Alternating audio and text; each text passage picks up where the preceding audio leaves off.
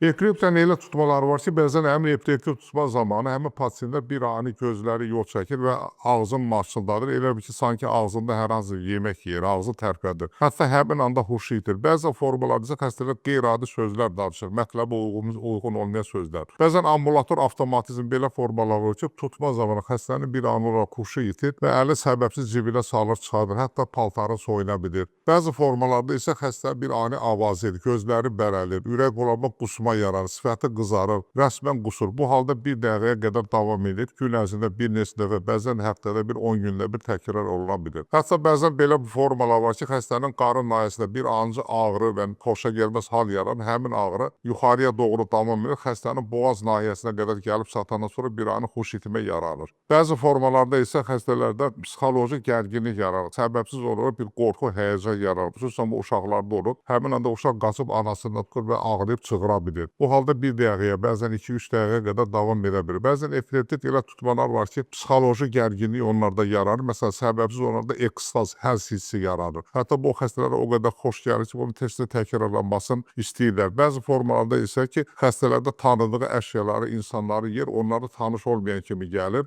Həmin hal olanda, həmin tutmalar olanda valideynlərə məsləhət olur ki, həmin halı video çəksinlər və xəstəni nevroloqa müraciət etsinlər.